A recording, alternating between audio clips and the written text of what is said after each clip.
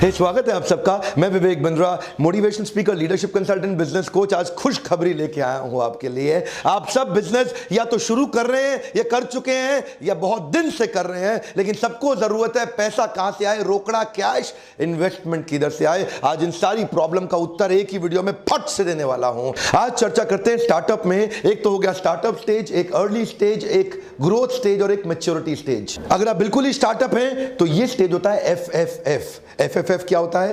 Friends, family. शुरुआत में जब आपके पास कुछ भी नहीं है तो आप पैसा ऐसे ही लेते हैं, या तो पिताजी से लेते हैं, या दोस्त से लेते हैं, रिश्तेदार से लेते हैं। और तीसरा एफ क्या है? फूल्स। कई बार हम देखते हैं लोग किसी को जाकर बेवकूफ़ बना के आ गए, भाई बहुत बड़ा आइडिया, लगा दे पैसा। तो फ्रेंड्स, फैमिली, फूल्स, इसी तरह से शुरू में पैसा लिया जाता है। लेकिन इसके बाद जो स्टेज आती है उसको बोलते हैं एंजल इन्वेस्टर। ये स्टार्टअप की अर्ली स्टेज है। एंजल इन्वेस्टर कौन है? ये वो एक एंजल की तरह आता है, थोड़ी सी हेल्प करता है, थोड़ा सा हिस्सा लेता है और आकर के कोशिश करता है कि आपको बिजनेस में प्रॉब्लम से निकाले। लेकिन अब एंजल इन्वेस्टर के बाद सबसे बड़ा फोकस, जो आज बड़ा पॉपुलर वर्ड है, इसको बोलते हैं वेंचर कैपिटल। इसको मैं डिटेल में आगे समझाता हूं। फिर आता है प्राइवेट इक्विटी। ये वो है जो बिजनेस बड़ा होने के बाद इन्वेस्ट करता है। आज ज्यादा बात करते हैं वेंचर कैपिटलिस्ट और प्राइवेट इक्विटी इन्वेस्टर, इन दोनों के बारे में। वेंचर कैपिटलिस्ट और प्राइवेट इक्विटी में सबसे बड़ा अंतर यह है कि वीसी आपके लिए सीड कैपिटल लाता है और प्राइवेट इक्विटी आपके लिए ग्रोथ कैपिटल लाता है। दोनों में बड़ा अंतर है। सीड कैपिटल आपको आइडिया में पैसा चाहिए, आपके पास केवल आइडिया है, बिजनेस नहीं है, लेकिन आप चाहते हैं कोई आपके साथ इन्वेस्ट कर दे, तो ये वेंचर कैपिटल के पास जाना पड़ेगा, जो वेंचर कैपिटल इन्वेस्टर होते हैं। प्राइवेट इक्विटी इन्वेस्टर तब आएगा जब आपके पास रोकड़ा दिखाई पड़ेगा, जब उसको प्रॉफिट दिखाई पड़ेगा, उसको पिछले 5 साल के टर्नओवर में कंपाउंडेड एनुअल ग्रोथ रेट दिखाई पड़ेगा, उसको दिखेगा कि ये आदमी स्टेबल तरीके से बिजनेस चला रहा है। वीसी इन्वेस्टर जो होता है वो हर धंधे में फोकस नहीं करता, वो सॉफ्टवेयर के धंधों में फोकस करता है, वो टेक्नोलॉजी में करता है, वो बायोटेक में करता है। लेकिन पीई इन्वेस्टर हर स्टेबल बिजनेस में फोकस करता है। पीई अक्रॉस पोर्टफोलियो जा सकता है। आप चाहे मैन्युफैक्चरिंग में, आप रिटेल में हैं, चाहे आप आईटी के अंदर, आप एफएमसीजी में हैं, आप किसी भी प्रकार की इंडस्ट्री में पीई आपके पास आ सकता है। उसको आपके बिजनेस में स्टेबिलिटी चाहिए। अमूमन क्योंकि वीसी एक हाई रिस्क इन्वेस्टमेंट में काम करता है, जब बिजनेस स्टार्ट हुए बिना पैसा लगा देता है तो वीसी अमूमन कम पैसा लगाता है, maybe between $1 million to maximum $5 million. लेकिन पीई तो शुरुआती $10 मिलियन से करता है और वो काफी पैसा लगाने के लिए अग्रेसिव रहता है। देखिए, वीसी जो होता है ना, उसका शुरू से ही फोकस होता है कि ये कंपनी फट जल्दी बड़ी हो जाए, इसीलिए बड़ी ग्रोथ ओरिएंटेड कंपनी में काम करता है। उसका फोकस प्रॉफिट पे नहीं है। वेंचर कैपिटल इन्वेस्टर को आपसे प्रॉफिट नहीं चाहिए, उसको आपसे सेल्स चाहिए, उसको आपसे बड़ा मार्केट शेयर चाहिए। लेकिन पीई को आपसे सेल्स नहीं, प्रॉफिट चाहिए। मैं समझा पा रहा हूं आपको?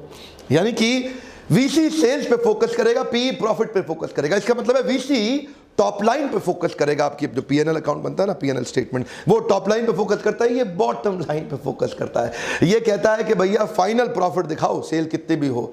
वीसी फोकस करेगा मार्केट शेयर बड़ा हो जाए, पी फोकस करेगा प्रॉफिट शेयर बड़ा हो जाए। दोनों में बड़ा अंतर है। हाँ, क्योंकि पी को अब ऐसा है, उसको जल्दी बाहर निकलने की नहीं है, लेकिन वीसी के दिमाग में बहुत जल्दी है। वीसी को क्या है कि भाई इसने नई कंपनी चालू करी, इसके पास बड़ी अच्छी टेक्नोलॉजी लग रही है, अभी इसकी वैल्यूएशन 1 करोड़ की करके इसको 30 लाख दे देता हूँ, 30% इक्विटी ले लेता हूँ, ये फट कंपनी 1 करोड़ से 100 करोड़ हो जाएगी। ये ऐसे ही 100 करोड़ हो जाएगी, मेरा पैसा 30 करोड़ हो जाएगा। दिया था 30 लाख, मिलेगा 30 करोड़। अरे जल्दी कर, प्रॉफिट आए ना आए, तेरा वैल्यूएशन बड़ा करा देंगे हम। पी स्टेबल है, उसको इतना जल्दी नहीं है। वो कहता है अच्छे से काम करो, ध्यान से काम करो, प्रॉफिट ला के दिखाओ। एक्सपेंशन बिना प्रॉफिट के मत कर देना। पीई को चिंता है मेरा पैसा डूबना नहीं चाहिए। वीसी पहले ही तैयारी करके आता है, इसको फटाफट बड़ा करके दिखा देंगे, दोबारा वैल्यूएशन करेंगे, दूसरा इन्वेस्टर लाएंगे, अपना स्टेक उसको बेचूंगा, अपनी टोपी उतार के उसको पहनाऊंगा, मैं बाहर हो जाऊंगा। वीसी शुरू से ही ये सोच के आता है आपकी कंपनी में। वो हाई रिस्क पे काम करता है, ये लो रिस्क पे काम करता है। वीसी अमूमन दूसरे वीसी को टोपी पहना के निकलता है, पीई रुका रहता है, आईपीओ आने का वेट करता है और उसका एग्जिट आईपीओ के साथ होता है। इन्वेस्टमेंट छोटा है वीसी का, वो हाई रिस्क पे काम करेगा। इसका इन्वेस्टमेंट बहुत बड़ा है, ये हमेशा लो रिस्क पे काम करेगा। अब देखिए, समझिए, वीसी क्योंकि छोटा इन्वेस्टमेंट करता है तो वो 100 कंपनी में छोटा इन्वेस्टमेंट कर देता है।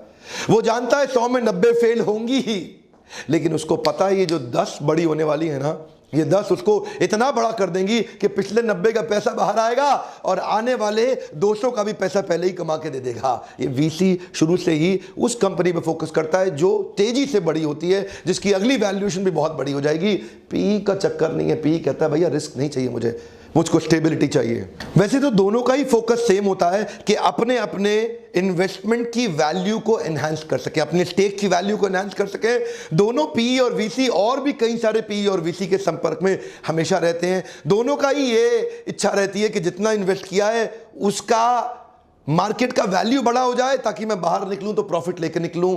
दोनों का काम एक जैसा है, पर दोनों की बस टाइमिंग में फर्क है। ये शुरू में मिलता है, ये लेटर अच्छी स्टेज पर जाके मिलता है। ये और डेट फाइनेंसिंग और प्राइवेट इक्विटी ये सिमिलर स्टेज पे आते हैं जब बिजनेस का मॉडल, बिजनेस का मेथड, कंपनी की सेल्स, कंपनी की प्रॉफिटेबिलिटी, उसका ऑपरेशन स्टेबल होता है। तब आपको बड़ा इन्वेस्टमेंट और चाहिए एक्सपेंशन के लिए, तो अब लोन और प्राइवेट इक्विटी दोनों ले सकते हैं। पर ध्यान दीजिए, अगर आपके बिजनेस में प्रॉफिटेबिलिटी और कैश फ्लो बहुत ज्यादा अच्छा है तो प्राइवेट इक्विटी को मत बुलाइए। अपना स्टेक क्यों देते हैं?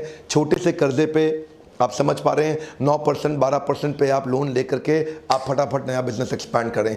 लेकिन अगर आपके बिजनेस में आपको लगता है कि रिस्क है, आपके बिजनेस में लगता है कि आप हाथ के हाथ ईएमआई नहीं पे कर पाएंगे, आपके बिजनेस में लगता है कि अगले दिन से ईएमआई चालू हो जाएगी, आप नहीं दे पाएंगे, तो इक्विटी, प्राइवेट इक्विटी ले आइए। अगले दिन से ईएमआई देने का झंझट तो नहीं है, कम से कम वो आपको और अश्योरेंस देता है और अपने स्टेक को बड़ा करने में लगा है। उसको तुरंत पैसा नहीं चाहिए। बैंक हाथ के हाथ पैसा लेना शुरू कर देगा, आपको लोन देते ही ईएमआई चालू कर देगा। कम से कम प्राइवेट इक्विटी के साथ ऐसा नहीं होगा। तो मैंने आपको तरीके बताए बिजनेस में पैसा आता कैसे है, यही मेरा फोकस रहता है। आज पैसा इकट्ठा करना बहुत मुश्किल काम है। नेगेटिव कैश फ्लो और नेगेटिव प्रॉफिटेबिलिटी के कारण सारे स्टार्टअप बंद हुए जा रहे हैं।